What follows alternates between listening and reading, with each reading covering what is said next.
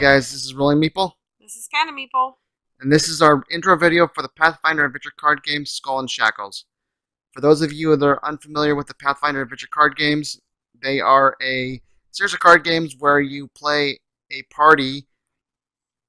It's driven by cards, where you're just trying to gather loot, defeat monsters, and finish quests. This one happens to be pirate themed on the high seas.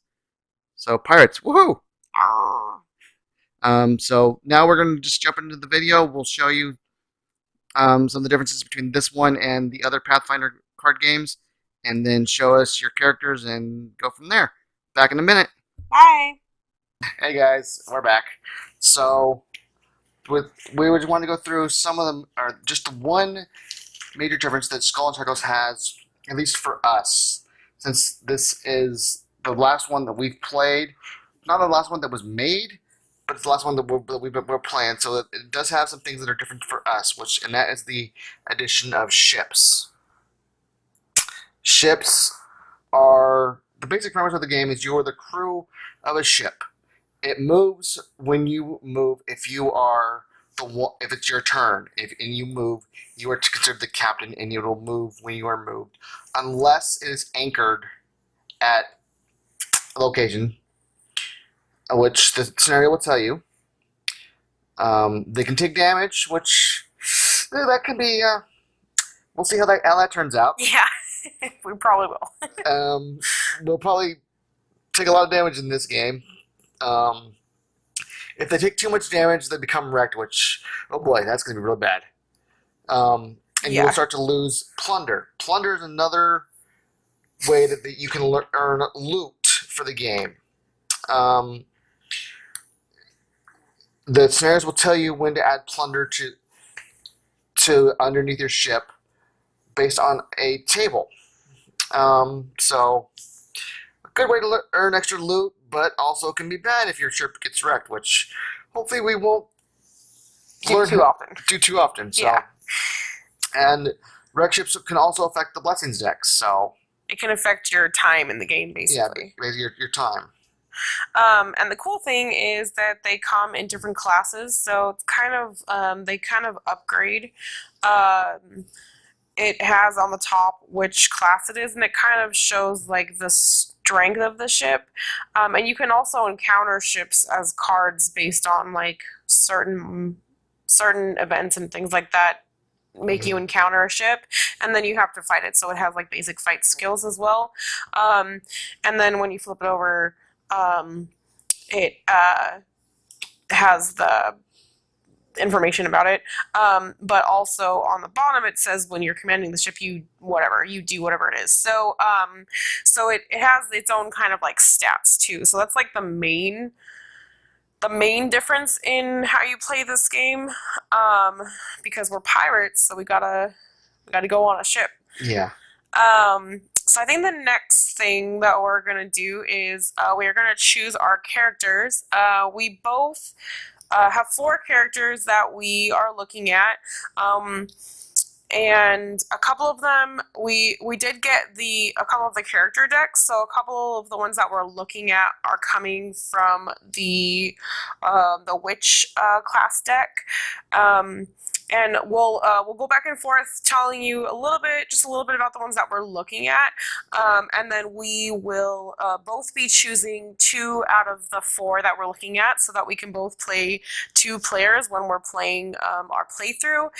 We found that it kind of works a little bit better playing 4 characters instead of or having 4 characters play instead of 2 characters. So so we're both going to be playing 2 this time. Yeah, we found that playing through the adventure card games, that playing with 2 characters just doesn't seem like it's very challenging. Yeah. And 3 with the one character of this being a dummy character was just kind of weird. So we're gonna, and then we found out that the 4 characters is a pretty sweet spot. So we're gonna do 2 characters each. We're gonna look at a total of 8, but we're choosing a total of 4. And also, I can never choose which characters to play. So choosing 2 allows me to make it a little bit easier for me to choose because the characters are all pretty cool. So anyway, Kyle's going to be going first with his first option. The first one I'm going to be looking at is Fea.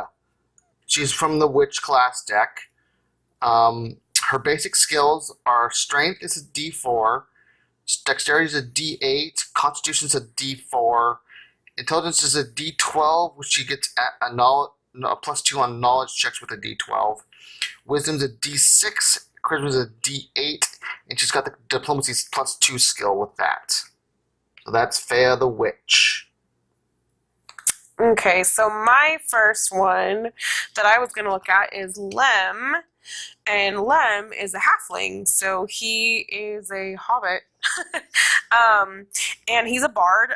He does come from the base set as well, but this is his Skull and Shackles version, and his skills are a D4 for strength, a D8 for dex, a D6 for constitution, a D6 for intelligence with the craft and knowledge skills of +1 and +2. Wisdom is a D6, and charisma he gets a D10, but he has 3 skills underneath. He gets arcane +1, diplomacy +3, and divine +1, so he actually gets both. So that's pretty cool, and he's also a little bard, so he's pretty cute. The next one that I'm going to look at is Olok, the War Priest. He's a half orc war priest. He gets a D12 for strength with a melee +1. Dexterity is a D4, so he's not very dexterous, which a big old orc. Yeah. What do you expect?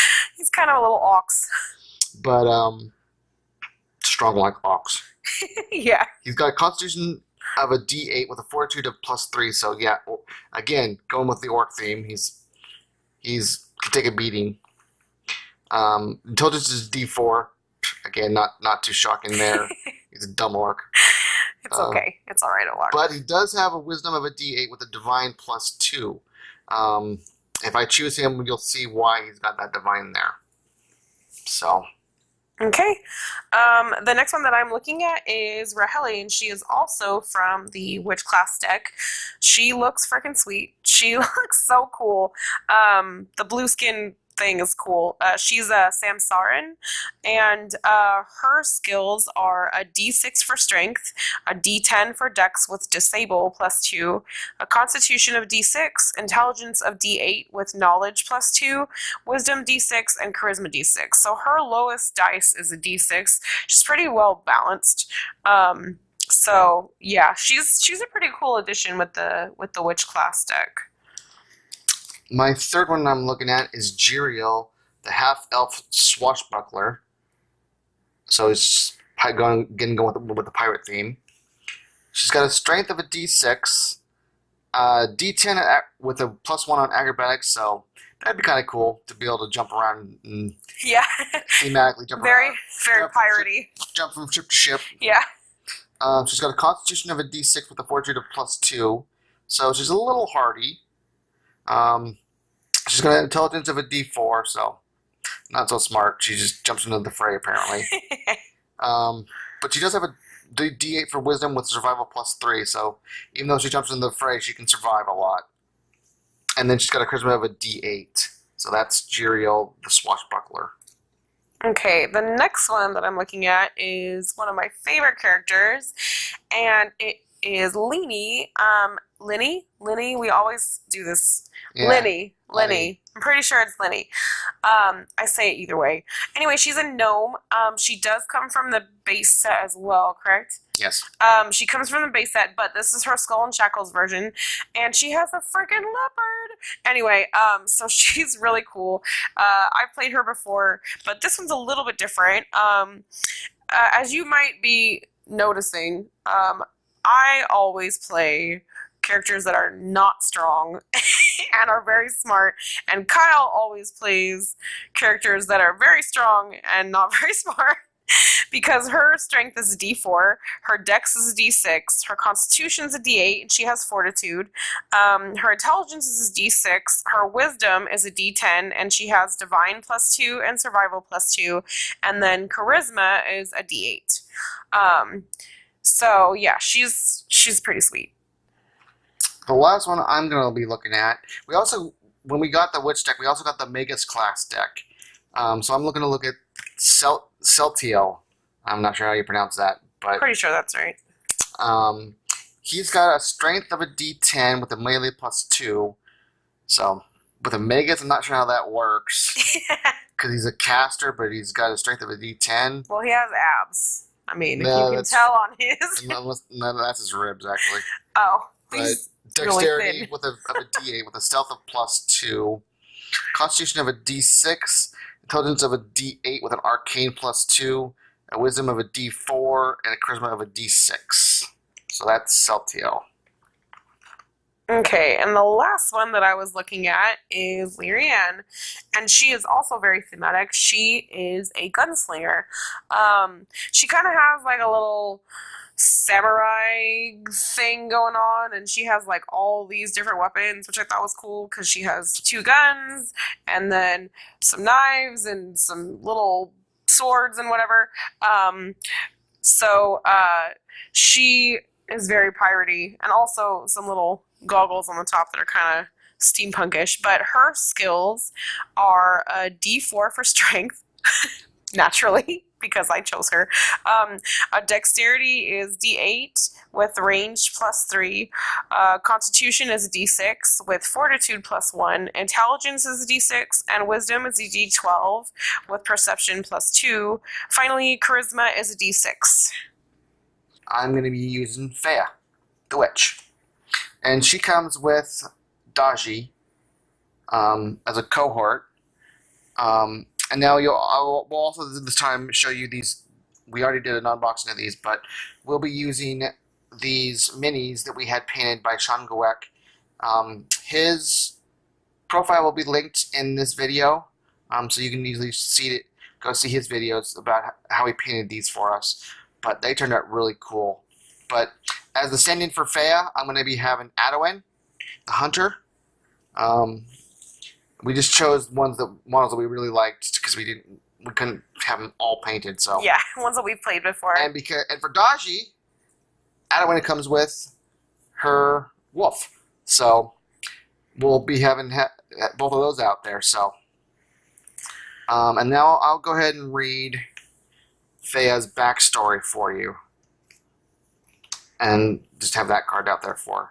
Claimed by the witches in the frozen reaches of Issarin, young Fea witnessed untold terrors as she learned her captive's craft. Her freedom eventually came with the help of an unlikely liberator, a wise fox who helped her elude the witch's pursuit. Now free to choose her own path, Fea travels where she pleases, joined by her vulpine companion Daji. Although she's still baffled by some aspects of civilized life, her eerie magics help her overcome nearly any challenge. So that's Fea. She's really cool. All right, so the first one that I am choosing, it was such a hard decision because these cards are so cool, but I am going to go with Lyrianne, and Lyrianne, again, is a gunslinger. Her powers are pretty cool. When you play a weapon that has the firearm trait, if you are burying it or shuffling it into your deck, you can keep it, and instead you can perform the required action with another card. So you can bury another card or shuffle another card in. And she can also shuffle a card from her hand into her deck to add a D4, and then there's some checkboxes to any combat check at another location. So those are her skills, and I'll read her backstory. And the person that is going to be representing her is Harsk, because he's pretty much like her. He has very similar skills, and I played him before, but he is also ranged, and he helps out at other locations. So he's going to be standing in for Lyrianne. And then her backstory is Lyrianne always dreamed of becoming a shield marshal like her father. With his help, she learned to draw schematics, engineer firearms, and quick draw pistols. As a vigilant warden, Lyrianne spent years safeguarding her homeland in Alkenstar until a burst of wild magic blew in from spell-scarred desert. The arcane catastrophe summoned bizarre creatures and struck down the only shield warden who stood against them. Wounded, she awoke on the shores of Avestan, where she now wanders a world far from home. So she's pretty cool. I like her backstory a lot. And then if you ever play any of the other versions, I highly recommend Harsk. He's a really cool player to play with. So, all right. My second character that I chose is going to be Olok, the War Priest. So, chose him mainly for one of his powers. Can actually be a healer. And he helps out at any location on any check. So he can recharge your blessings or display blessings and weapons. And for any check, adds 1 for each displayed. And then he also heals. So we found out that that's pretty important in a 4-player party. Yeah. Is to have a healer. Yeah, if you don't, you're pretty screwed. His stand-in is going to be Damiel, the Alchemist. I played him in our one for Mummy's Mask, and I really liked him. The model turned out really good, so that's really going to be his stand-in. Now I will read his backstory. Olok was always told his parents were slaves who died in Blisterwell's mines. He grew up in the gladiatorial pits, and before long he was channeling Gorm's power under the priest's direction. When he learned the truth, that he had been stolen from a human adventurer, shocking, he killed his masters and left. Though he managed to track down his mother's, whoops. Not that kind of orc. She shunned him for his savagery. Now he seeks to learn more of the world, following Gorm's guidance as he hopes to discover who he was truly meant to be. So that's Olok, the War Priest. Okay, so the last one that we that I'm choosing for our party is Lem, and Lem, I love the tiny characters. I'm like really excited about playing short characters for some reason. That's why I have Harsk as one of my figurines. But Lem is going to be represented by Leanie, which is funny because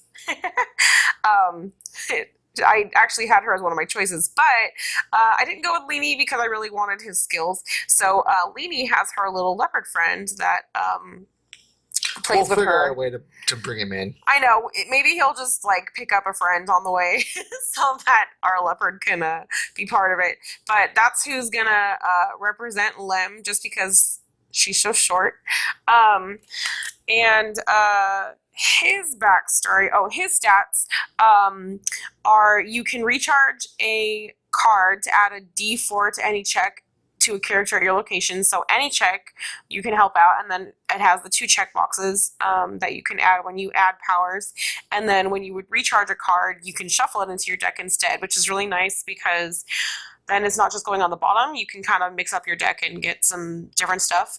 And then for a check that has or is against a card that has the finesse trait, you get the skill of Dex +1, melee Dex +1. So that's pretty cool. It helps with the fighting. And he just has a ridiculous amount of stats, like arcane, diplomacy, divine, craft, knowledge, just a bunch of different ones. And those help out with... any character. Yeah, those help out with some of the checks when they have specific ones. So that'll be really nice to have those. So his backstory is... Born a slave to human nobles in a land corrupted by devils, Lem was blessed with a quick wit that earned him easy work as an entertainer. He managed to escape from bondage, but had to leave friends and family behind. Now he fights to ensure that no one else has to bear the burdens that weigh upon his memory. His greatest weapons are his easy laugh, his repertoire of inspirational music and tales, and, when needed, his quick blade. So that is Lem. So those are the ones that we are going to be playing with, and again we'll be using our minis to represent us on the board. I know you can see a little bit of it. We'll show you more of it during our play through, but this is we have a play mat, and basically the minis stand at our location instead of our card. So instead of these. yeah, typically when you play, your card goes where you are to represent what location you're at, and we'll use our minis instead. So we're going to show you off a little bit of other things you might see us be using on the during our playthroughs.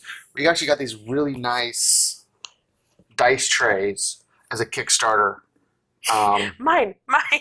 Just kidding. So hold on, I want to make sure you guys. We're like real zoomed in. Sorry. So that's the Sorry, front. guys. We're still learning how to get stuff. How to make it look like a video. So yeah, that's the front of mine. As you can see, the inside's really nice, and Kyle can show you. This is the inside. Our ridiculous amount of dice. That we have. And actually, I just picked up some more today. Which are sweet. Which are actually sweet. It's my first set of metal dice. So yeah, I'm actually really excited to use them. They are so heavy. It's like ridiculous. It's ridiculous. But yeah. It's gonna be fun. So yeah, so you'll be seeing us use those as well. We'll link to the makers of the dice tray so that you guys can see it. Yeah. We'll figure out a way. We're still figuring out how we're gonna be shooting these. So bear with us. Yeah. Let us know if you have any suggestions, as we are a new channel. And we'll definitely take your... technical or otherwise. Yes, either way.